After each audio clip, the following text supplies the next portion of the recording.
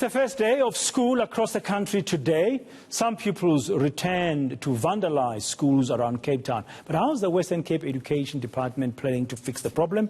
ENC reporter Ronald Masinda is up and about in Cape Town. He now finds himself in Khayelitsha. Earlier, we spoke to him an hour ago. He was in Bonteyevel. Good morning again, Ronald. You are now in Khayelitsha. We know that a lot of schools in some of those townships are really battling resources-wise and infrastructure-wise. What is the situation where you are currently?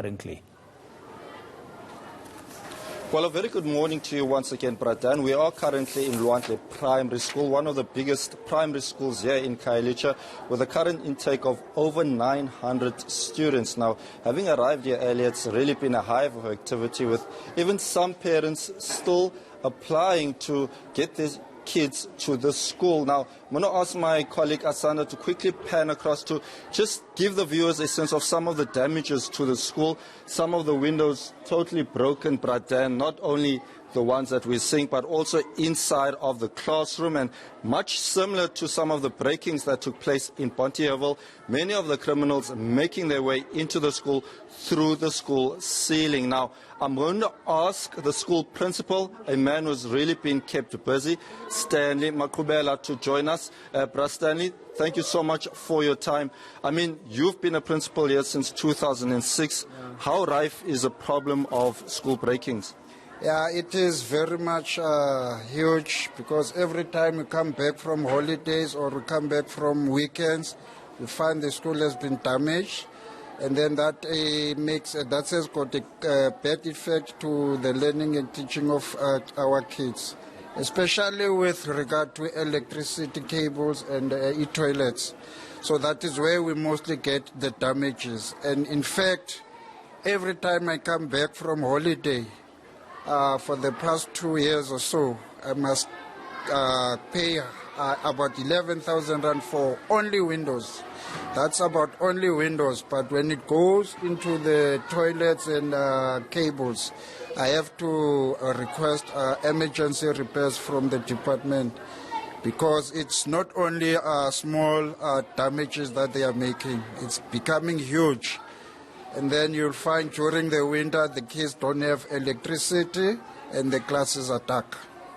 So damages are very huge at our schools. Not only Luantle Primary School, most schools in our townships. And in fact, the schools where we don't have security, I think that is the problem. We need people, or what we call warm bodies, to secure our schools.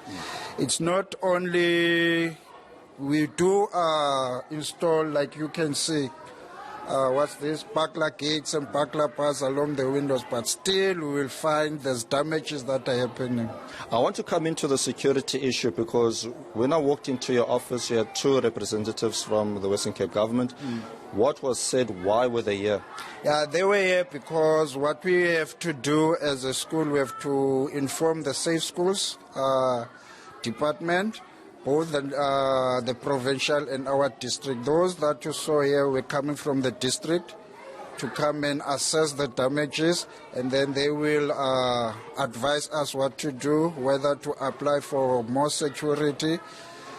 In fact, what is happening now, as the schools are opening, the securities that were here during the holidays will just stop now.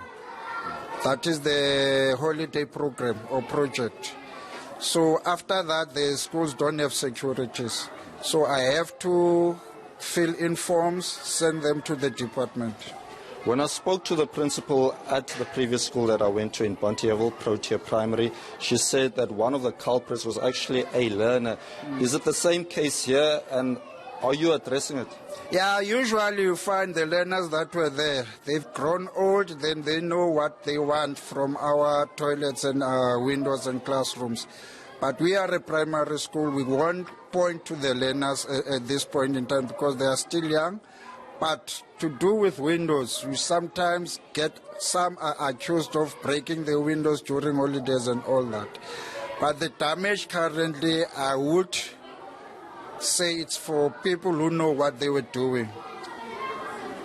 Previous, we used to have copper pipes, but now we've installed plastic pipes for water to run into the toilets. Those plastic pipes are gone. also. So we don't know what we can do, how we're going to work, what must we put into our toilets so that they can work properly.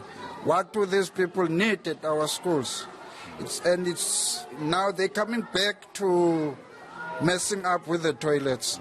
Pradhan, we'll have to leave it there. Thank you so much for your time. Well, Pradhan, as you heard, similar to the school that we went to, there seems to be a trend where people who break in have either been to these schools as students or are still in the schools as students. But what was even more sad for me, Pradhan, was when the matric results came out in one of the schools down the road here, Luhlaza High School, when it was supposed to be a jovial mood for so many students to fetch their pass marks.